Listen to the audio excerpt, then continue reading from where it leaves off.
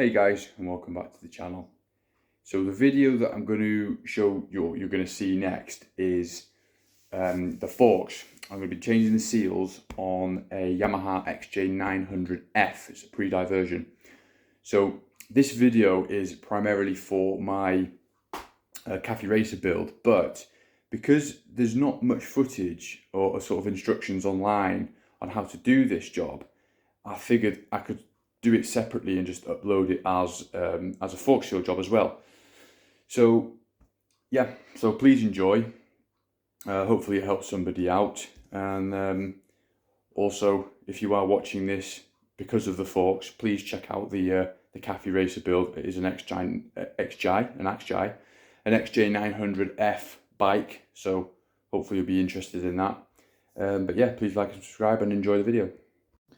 Okay, so we've got the forks here now. I'm going to try and make a start with these. I am going to split them so they're individual, take that off. What I've done is I've taken the caps off the top, there's two little rubber caps, and I've actually loosened these top nuts here. It's easier to do it when it's still on the bike in the clamps there, because otherwise it's a bit of a pain to do. So they're already sort of loose. I've loosened the ones at the bottom as well.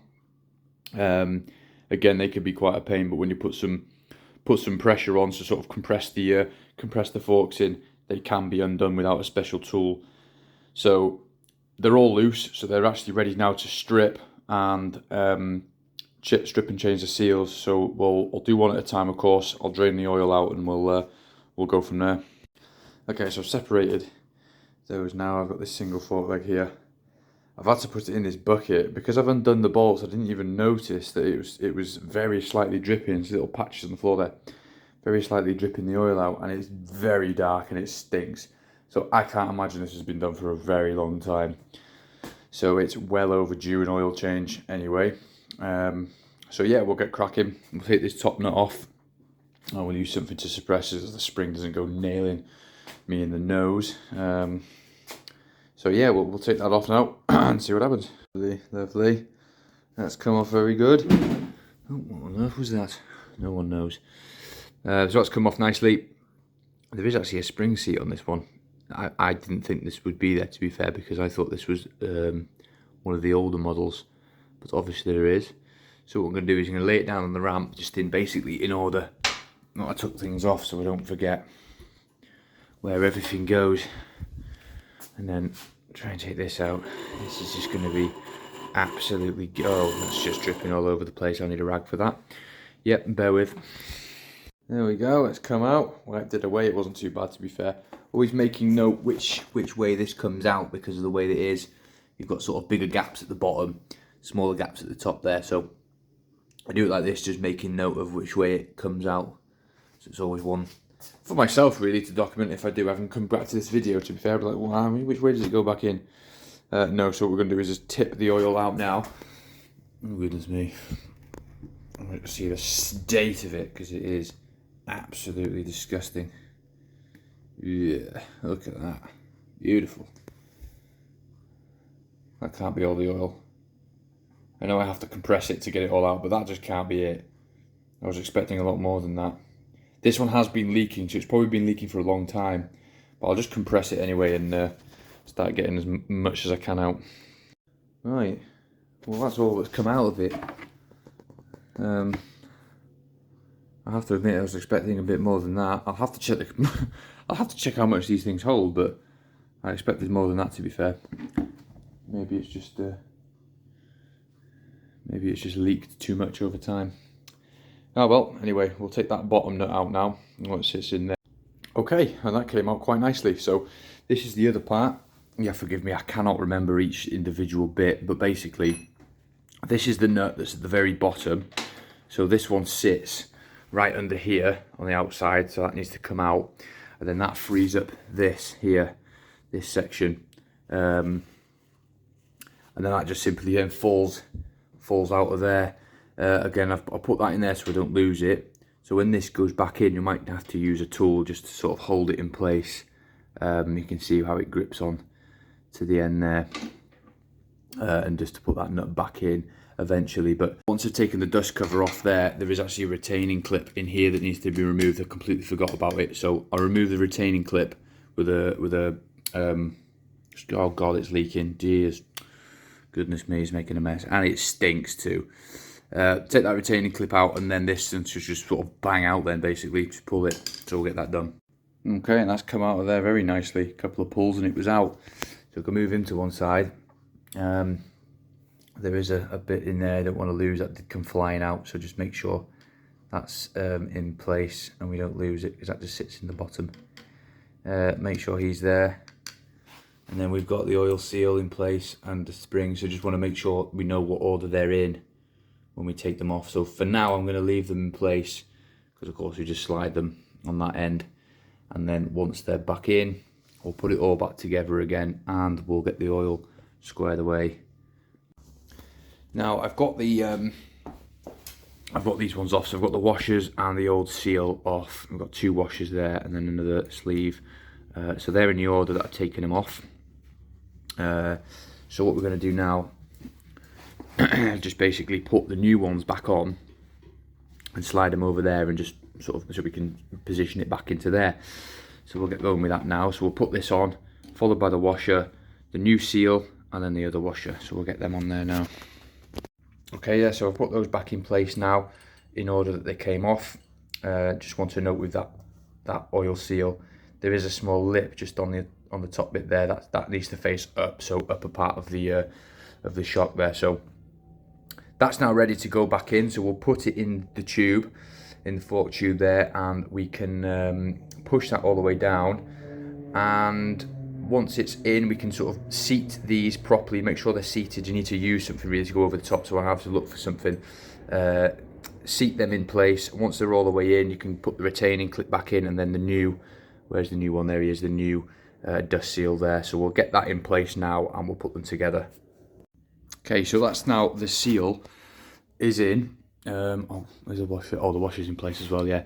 So the way I've got that in, you've got to sort of bang that in, you'll be very careful. But the way I've done it, I've used the old oil seal, basically put it on top, because it's exactly the same size, it sort of slots in perfectly, and just used a big adjustable pliers, adjustable spanner, just so it's sort of a perfect fit, and basically gone all the way around very gently. And then you don't damage the other seal because it's protected by this seal. This seal takes the blow, but this one's going in the bin anyway. And if you're very careful, just very tap, tap, tap, it'll go all the way in, and it is seated perfectly. So what I'm going to do now, put the retaining clip in, put the new dust seal on there, and we can start getting the oil in. Oh, I'm sorry, we'll get this part in first, and then we'll get the oil in. And that is now both, whoa, I nearly fell over. That is now both new seals in place. That is all seated properly. When you put in the oil seal in, what I found is you need to just make sure that it goes all the way in. I put the clip on top of it as well, because it sits in a little groove around here, so you know that it's located, then you know it's all the way in. So keep banging it down all the way in so the spring just pops into it, then it locks in place, you know it's all the way home then. And then of course that can go on the top there, and that is absolutely perfect. So what we'll do now is we'll start rebuilding it back together and we'll get some oil in it. Right, so to get that back in, all I've done, of course, this is where the manual says you need a special tool, because you've got to grip it from the top and when you're putting the nut in. But all I've used is a couple of extensions there and a 16mm deep socket, because that fits just in the top of it, just enough to grip it so that you can get the nut in the bottom, sorry, the bolt in the bottom, and actually tighten it up. So all I've done is just rest it on my leg like that, put it in down the side, gripped hold of it, pushed it all the way in, and then got my Allen key and tightened it up, and it started biting it, and now it is tight. So it's do it whatever works for you really. I mean, there's a bit of faffing and working out what I can use for it, but I mean, it wasn't hard to find those. So luckily that's all back together now. So all we need to do is top up the oil. I'll check the manual to see how much we need, and then we'll do it now. Actually, we'll compress that, because that needs to, oh, there's a lot of air in there, that's good. Compress that in all the way as it is now, and then we're going to take the reading from that. So we're going to put the required amount in, and then we'll use a ruler just to see how far off it is. So yeah, we'll get that done now, and then we can start getting it all built back up together. Okay, so the manual is saying we need 276 cc's or millilitres of oil. So I've got this little tub here that measures in 100 mils. So I'm going to do 2 and a bit of those. 276 in there, and then we'll take a measurement which is required, what's it saying, 168 mils. So from the top of the tube there, I believe, I'll double check, 168 mil, let's just work that out. But yeah, so from the top there, and then that's it. So we'll get a ruler and mark that out, but we'll get the oil in first, and then we'll compress it up and down so it sort of circulates as best as we can. Okay, so that's 276 mils in there now. So I'm just going to go find a ruler and mark out a measurement, and we'll see how far it is from the top. Okay, so I've just measured it, so I've marked it off on the ruler there, 176 mil. I've just dropped it in. I sort of measured it from the top of the tube there, and it needed a little bit more, but now it is just, the bottom is just touching, which you can't see with the light on, the light off, but it's just touching it. So I'm happy with that level now. So all I'm going to do now is pretty much put that spring back in, which we'll do right now while it's balancing. So that's at the top. So we'll just drop that in, lower it in nicely, like that. Oh, is it going? Oh, you would. You have to pull the tube back up again. So pull the tube up. I need 2 hands for it. Put the top cap on, and put the nut back on the top there, and it's all done. And that is absolutely sorted. So that is one done now, and then I'll get on to the next one.